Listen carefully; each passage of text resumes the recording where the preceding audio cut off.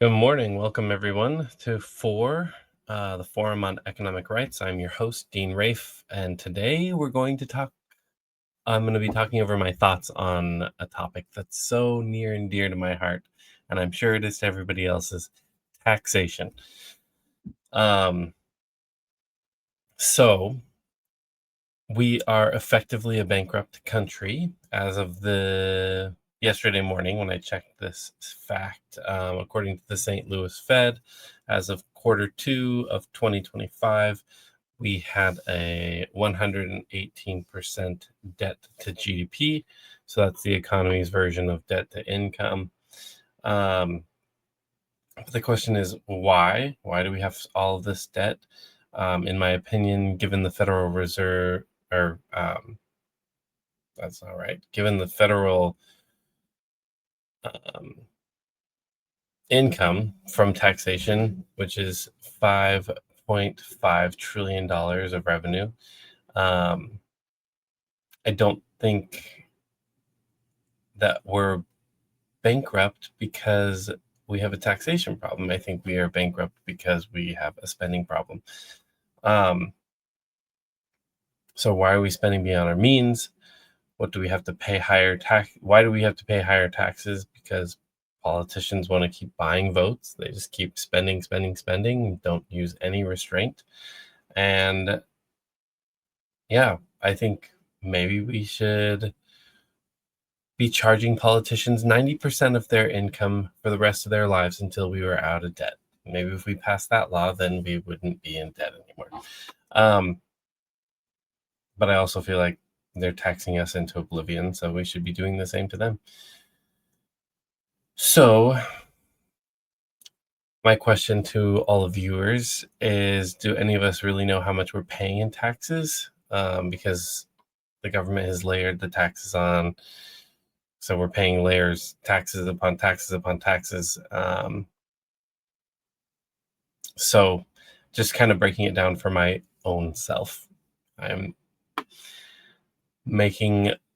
limited on my income. I make about $55,000 a year through my work. So when I checked that on smartasset.com, it gave me this information that said that the marginal tax rate for federal income tax was 12%. The effective rate was my effective rate would be 8.39%.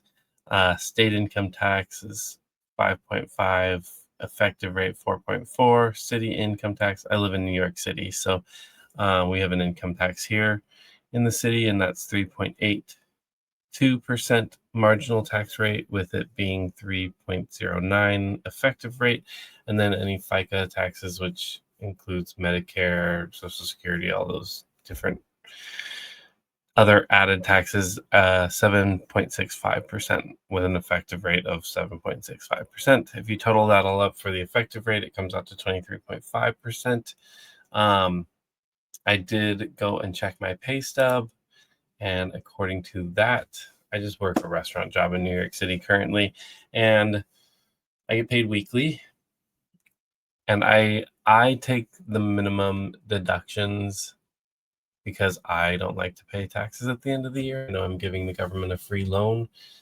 But this was the breakdown for myself when I calculated it. My Social Security withdrawal was 6.2%. The Medicare, 1.4%. Federal withholding, 11%. New York withholding, 4.8%. New York City, 3.6%. New York City SGI, 0.04%, and New York paid family leave, I believe that is, was 0.4%. So all those wonderful taxes come out to 27.4% being withheld for my check. Funny thing is, if I add an extra day of work, I get taxed at an even higher rate. I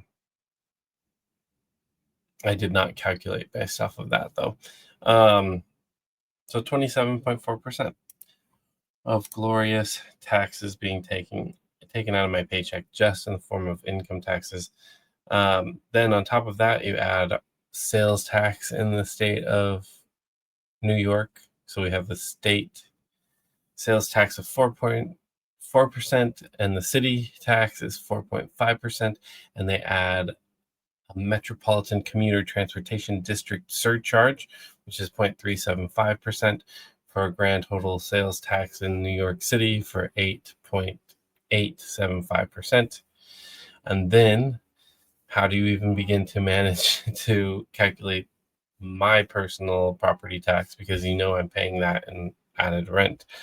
So when I looked up online, property tax average for New York City was 1.26%. This is according to Google, their little AI assistant. So that's 1.26% of properties assessed value. And then when I take the average apartment value sales price for mid 2025 in Manhattan was $1.67 million sales price. So if you calculate that, the annual tax bill comes out to $21,042. Well, I can tell you I'm certainly not paying anything near that, because that's more than my rent.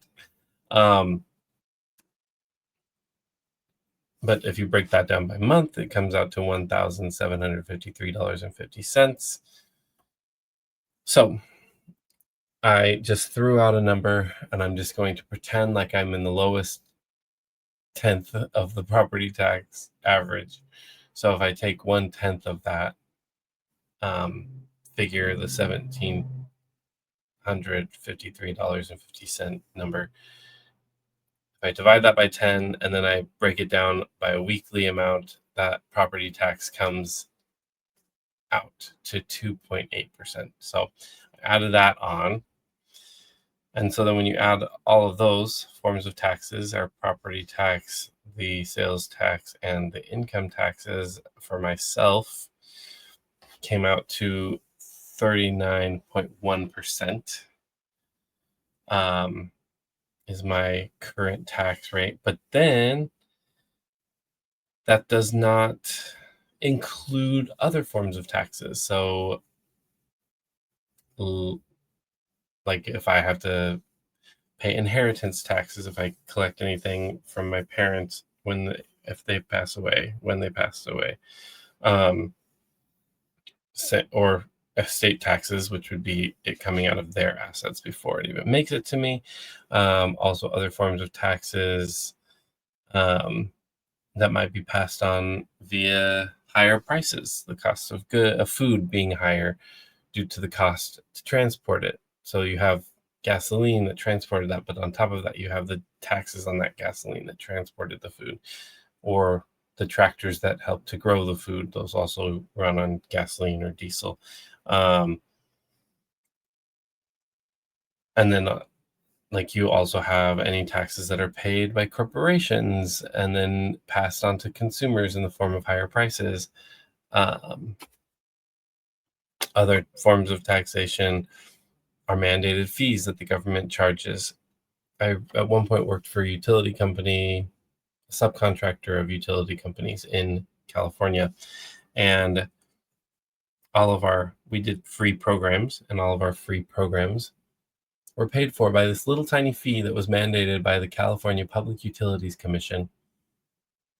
And that little fee ended up being millions and millions of dollars that then my company bid for and got contracts to provide services. But those, in my opinion, are taxes. They were something that were mandated by a government agency, passed on to the consumers. They had to pay for it, and then we lied to them and told them that it was free. Well, it wasn't free because you already paid for it. So, and you're continually paying for it because they don't stop charging those fees. Also, in addition to any utility fees, there's also fees added to the airline flights. When you like click through and you get to the end and you see how you got this big old fee of taxes and different added sums of money, and it's like, where is that coming from? And then you have your service taxes on hotel surcharges, or like there's just unending number of little fees that get added to everything that we do throughout our day. And I don't even know how do you begin to calculate all the layers upon layers upon layers of taxation. And I think a conservative estimate, and for me making so little, that 39, what was that number? 39.1%. As soon as I start making any more money, then I'm going to be up. And so I think it's very safe to say that at a minimum, we're paying 50% tax minimum. And then on top of all that beautiful taxation, we also have the joy of inflation, which is a tax on our savings. But I'm going to be saving that for the next video. I won't go any further into the idea of inflation right now. So now, taking into account all of these taxes and fees, I sometimes look at the United States and think, wow, we live in the tax state of America. That's like so sad and pathetic. When did our government stop serving the people?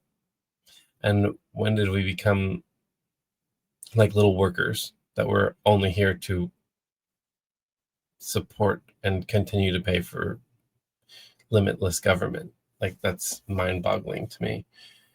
Much of the political strife that we learn about, right, in the American Revolution was over taxation without representation. Does anybody actually feel like they are actually represented? I know for myself, no single person that I have ever supported in a primary election, president or otherwise, has ever made it on a ballot that I ended up, like, never made it even in into office, let alone even onto the ballot to like be in the second place runner-up position.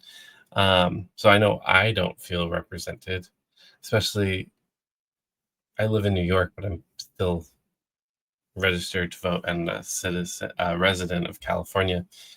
And I don't know, I've always been very pro breaking up the state into as small of states as possible because I want more representation. I would love to have a senator, if the two senators represented the whole of the population of California, which I'm just throwing a number out there. I think it's something around 30 million people, probably above that at this point.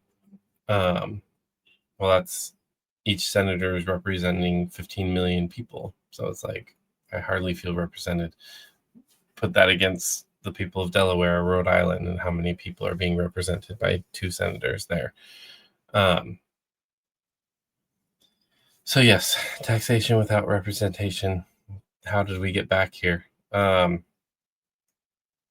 after all that stolen prosperity that they take from us and from every American, somehow the government has still managed to outrageously spend, and they spend above and beyond what they tax us. So they take in tax revenue currently this morning, based off of the US debt clock, was just under $5.5 trillion. And the government is running a deficit. They spend more than that $5.5 trillion, and they're running a current deficit of $1.9 trillion. And people don't even realize how much a trillion is. A trillion is an astronomical number. And so that $1.9 trillion, I don't believe that represents all of the unfunded liabilities the government actually has. But I would have to dig further on that. Regardless, we are a bankrupt country.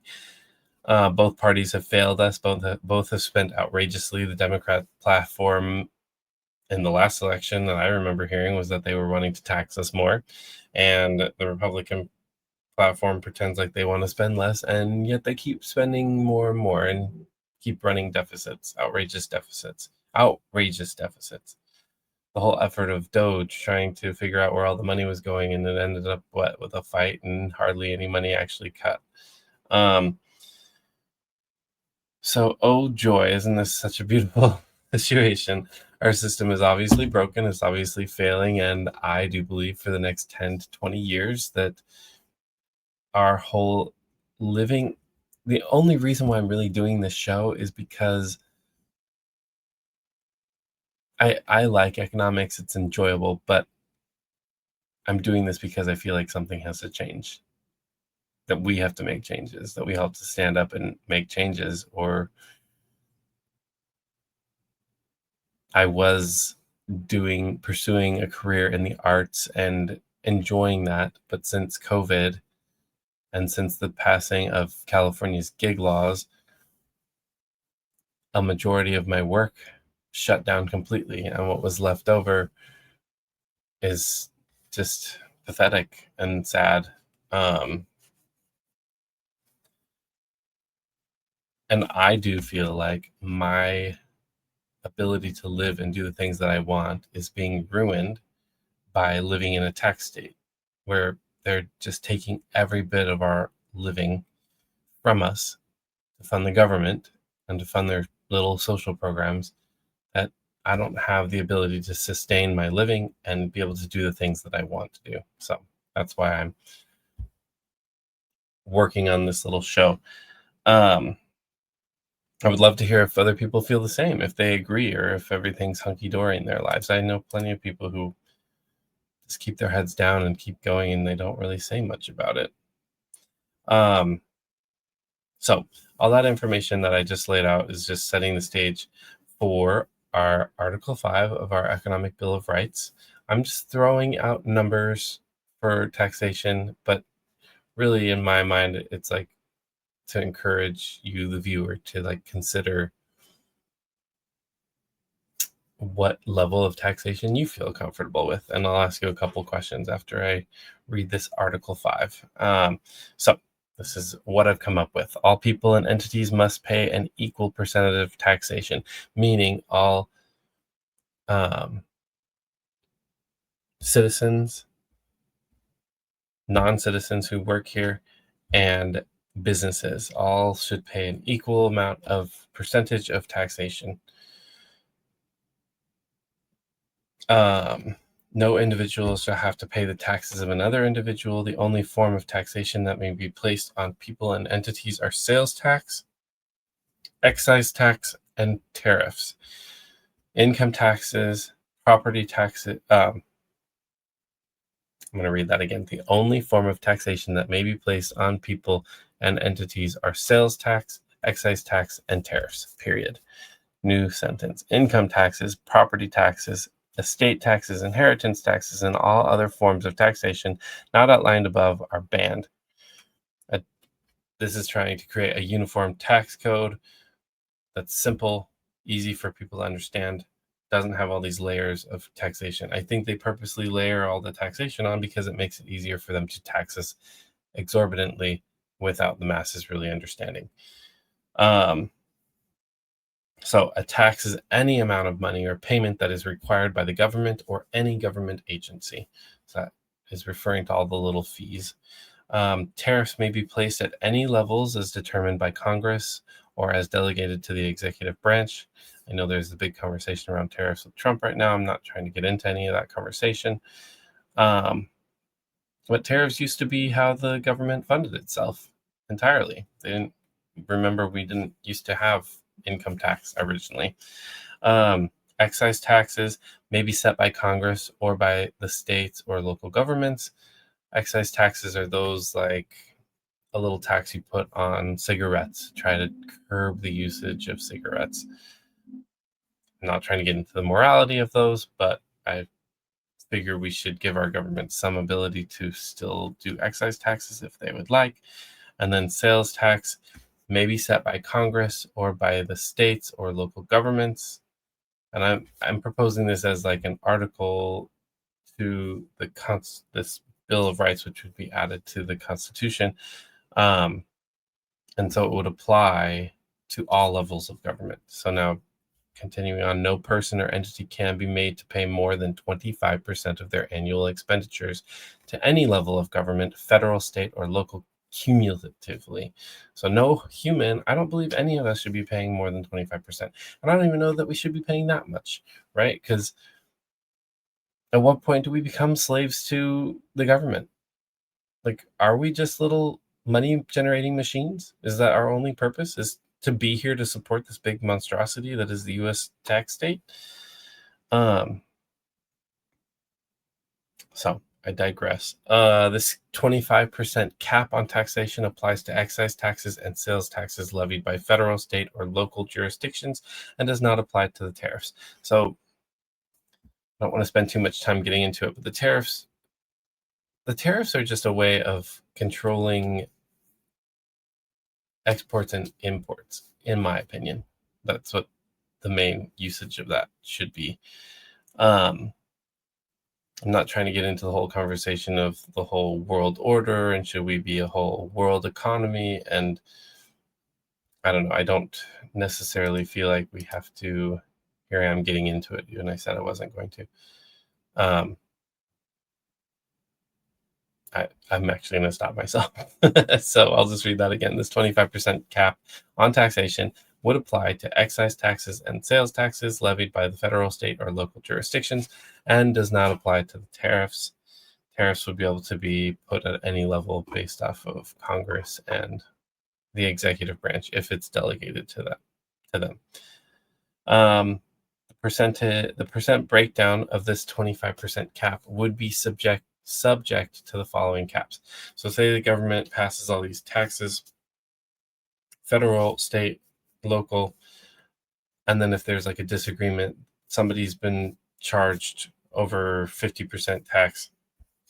Well, I'm proposing that they be able to, like end of the year tax time, they get a return based off of, oh, actually, you're only allowed to be charged 25%, that 25% cap. Of that 25%, federal tax should be limited to 60% of that 25%. State tax would be limited to 30% of the 25%, and local tax limited to 10% of the 25%. Requiring any entity or individual to pay more than 25% of their expenditures would be considered slavery to the government. So that's the full article. I should probably have just read it through without having all the breakup, talking about the different parts. Now, my final question to the viewer is,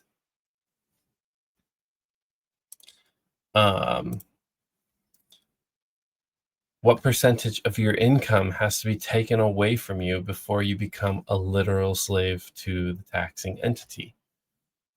Is it 100%? Do they have to take 100% and now you're a slave to them? Or is the fact that they're taking 90%, is that slavery? Or 80%? Is 25% still slavery?